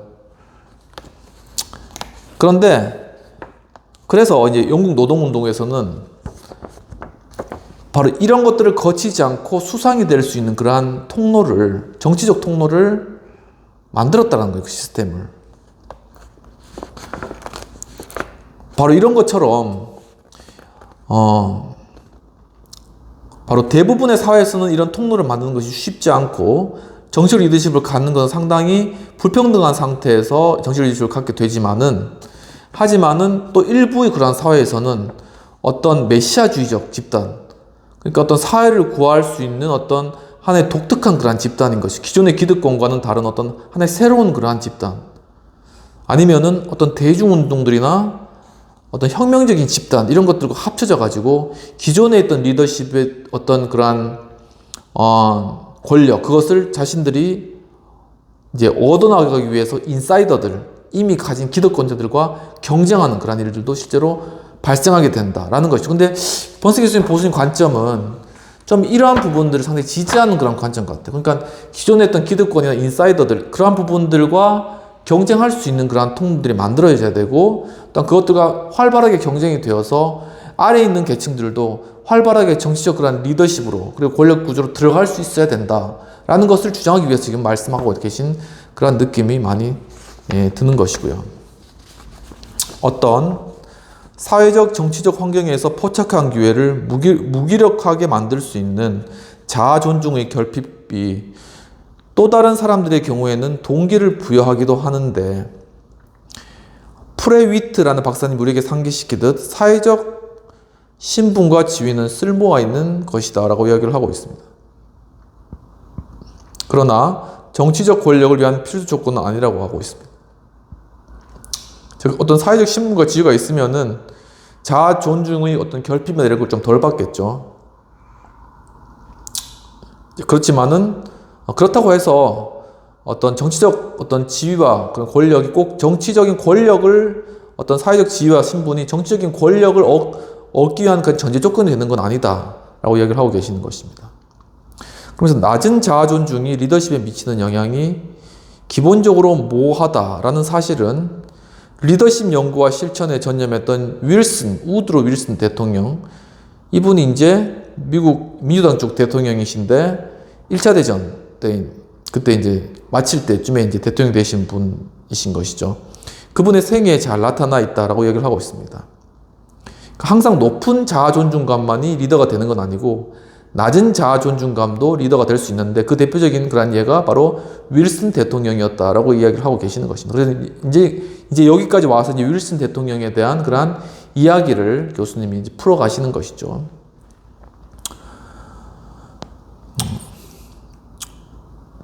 정신분석학적 전개학자들은 윌슨의 자아 존중이 청년기에 상처를 받아서 그의 전생애를 냉혹하게 보냈으며, 가족과 친구에 대한 개인적인 충성심과 도덕성을 인정받는데 전생애를 보냈다는 설득력 있는 주장을 하였다라고 이야기를 하고 있습니다.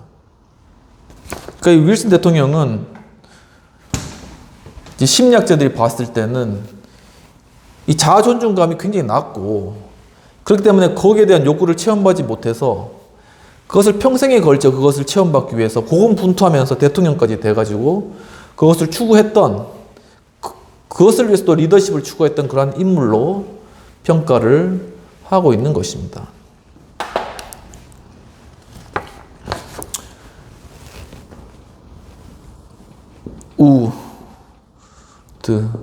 우드로우 윌슨 대통령이죠. 이제 알렉산더와 조지 박사님은 윌슨이 느꼈던 자기 부적절성이라는 짓누르는 듯한 느낌, 자기 부적절성, 이것이 자아 존중과는 반대되는 개념이라는 거죠. 자기가 뭔가 부적절하다, 존중받지 못하고 내가 채워야 될 것이 못 채워졌다, 부적절하다라는 자아 존중감에 대한 반대 개념이 자아 부적절성이라는 것이죠. 그래서 이와 같은 짓누른다. 이 느낌이 어떠냐면은 짓누르는 것 같은 느낌이라고 표현하고 있습니다. 그러니까 이게 가장 이 사람에 대해서, 생애에 대해서 그걸 짓누르고 있다. 얼마나 이게 부담이, 짐이 됐겠습니까? 그것을 다음과 같이 이제 요약을 했는데, 한번 들어보시면은, 그가 소년으로서 자기 중요성을 느끼지 못했었나? 그렇다면 그 자신이나 다른 사람이 그에게 대단한 일을 수행할 수 있는 특별한 자질이 있다는 것을 확신하도록 도와주는 모든 것이 그에게는 위안이 될 수 있었을 것이다. 아버지가 그의 지적 능력을 비웃고 그가 이류밖에 안 되는 사람이라고 느끼게 했는가? 그렇다면 그 자신이나 다른 사람이 그가 뛰어난 능력과 리더십을 보여주기 위해 선택했던 문제들에 대해서 확실한 판단력을 가졌다는 것을 느끼도록 도와줄 수 있는 모든 것들은 일시적으로나마 그의 고통을 덜어줄 수 있었을 것이다. 무기력감과 나약함 때문에 압도당했는가? 그렇다면 자신의 의지를 다른 사람에게 강요했거나 다른 사람에게 결코 복종하지 않았을 것이다 라고 분석하는 것입니다. 그러니까 그가 과거에 이런 상처가 있었기 때문에 그 반대의 역작용으로 그렇게 나타났다라는 것이죠. 그러면서 이제 그 가족들의 이야기를 통해서 윌슨의 젊은 시절 이야기를 회상하는 그러한 부분들이 나타납니다. 그 가족들 이야기에 의하면 젊은 윌슨이 결혼식 아침 식사에 이제 늦게 도착했습니다. 그런데 아버지는 손님들에게 이제 진심으로 사과하고 있습니다. 왜냐면 윌슨 대통령의 아버지가 목사님이었거든요. 그러니까 제가 우리 아들이 제대로 못 와서 아침에 시간 못 맞춰서 죄송합니다. 이렇게 사과를 하고 있었다는 것이죠. 그리고 토미는 윌슨 대통령의 애칭입니다. 이 토미는 면도 때문에 옷 입는 것이 늦어졌다고 이제 그렇게 말하고 있었는데 변명을 하는 거죠. 근데 이때 윌슨의 얼굴은 보기 민망할 정도로 이렇게 벌겋게 상기되어 있고 결코 그는 다른 사람들 앞에서 아버지에게는 대들지 않았다고 합니다. 그러니까 막 화가 나고 분이 나고 얼굴이 벌겋게 상기됐음에도 불구하고 그 아버지의 권위는 절대적이었기 때문에 그것에 대해서 투정하거나 아니면 반항하거나 그래서 불평을 토로하지 않고 그냥 자기 대해서 자기 수준에서 그걸 억제하고 억압했다라는 것이죠. 거기에 문제가 있었다라고 지금 지적을 하고 있는 것입니다. 많은 사람들이 박사라고 부른 아버지는 강단에서 감동적으로 연설을 하는 사람으로 이제 목회하며 설교를 한 거겠죠. 적어도 소년이 눈에는 그런 아버지의 아들은 수줍음이 많고 소극적이고 아무짝에도 쓸모없는 존재로 비춰졌으며 라고 했습니다. 그러니까 그 아들이 볼 때 그 아버지가 너무 위대해 보였기 때문에 반대로 스스로 자신에 대해서는 비참하고 나약하고 아무 쓸모없는 존재였다. 이렇게 자아 존중감이 전혀 없고 그 욕구를 체험받지 못하는 자기 부적절적인 그러한 성격으로 심리학자들이 그것을 거꾸로 역으로 추적해내는 것입니다. 정말 그랬는지는 윌슨만이 알겠죠. 그래서 이 토미는 9살 때까지 알파벳을 쓰지 못하고 11살 때까지는 잘 읽지도 못했다고 합니다. 그리고 그는 간디처럼 학문이나 스포츠 둘 다에서 뛰어나지도 못했습니다. 그는 데이비슨 대학에 힘들게 입학하였으나 1년도 못 되어서 그것을 그만두었는데 1919년까지 거의 매년 그를 괴롭히곤 했던 여러 가지 실패 중에 그것이 최초의 그런 실패였습니다.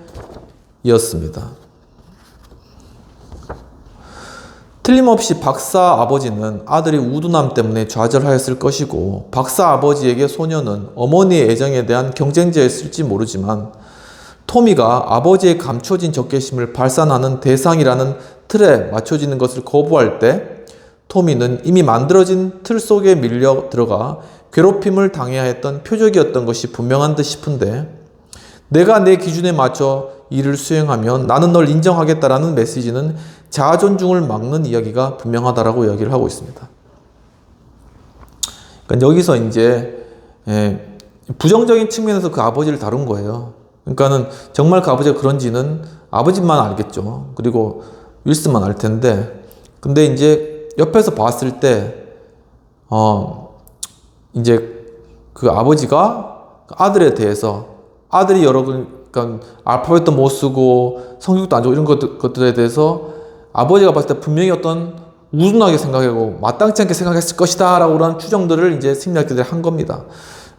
이제 그러면서 이제 아버지가 이런 말도 했겠죠. 뭐 내가 내 기준에 맞춰 일을 수행하면 난 널 인정하겠다. 이런 메시지가 굉장히 개인에게 폭력적인 메시지로 들릴 수가 있고, 토미, 즉 위드로 윌슨의 어떤 자아 존중감을 완전히 박살내는 그런 말로서 그 아버지를 부정적으로 본 것이죠. 왜냐하면 이제 그 토미의 어린 시절을 심리학적으로 분석하기 위해서 이제 그런 작업을 일부러 좀 강화해서 극대화한 겁니다.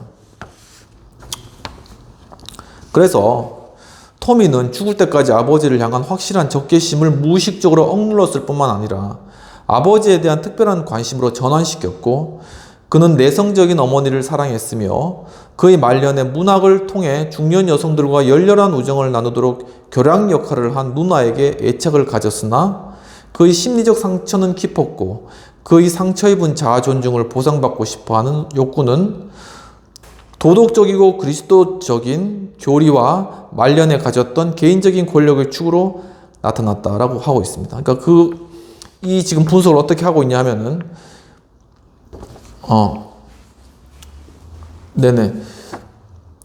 결국은 정말 이 토미가 결국은 어떤 아버지의 어떤 그런 어떤 억압, 이런 것들로 인해서 굉장히 힘들고 억압된 그런 상태에 있었다라는 것입니다. 그런데 나중에 지금 이 윌슨은 결국 모든 총수들을 이기고 또한 모든 것들을 대통령이 되고 그런 상황들을 겪은 것이죠. 하지만은 결국 국제연맹에 미국이 가입하는 것에 대해서는 실패했다라고 보는데, 그것이 바로 이 윌슨의 어린 시절에 어떤 그런 부분들 때문에 작용했다라고 이야기를 하고 있는 것입니다. 비평 토의를 간단하게 마치도록 하겠습니다. 필자는 윌슨 대통령의 생애를 면밀히 분석하면서 국제연맹 가입 실패의 원인을 탁월하게 분석하고 있습니다. 리더십에 대해서 유년 시절의 중요성에 대한 생각은 어떠할까요? 라는 것이 오늘 토의 질문이 되겠습니다. 이렇게 좀 빠르게 오늘은 마치도록 하고요. 그래서 오늘 또 긴 강의 참석해 주셔서 감사합니다. 또 한 주간 또 모든 하신 일들 잘 되고 또 다음 주에 반가운 얼굴로 뵙겠습니다. 좀 더 다음 시간에 오늘 시간에 못했던 이야기는 좀 보충해 나가도록 그렇게 하도록 하겠습니다. 감사합니다.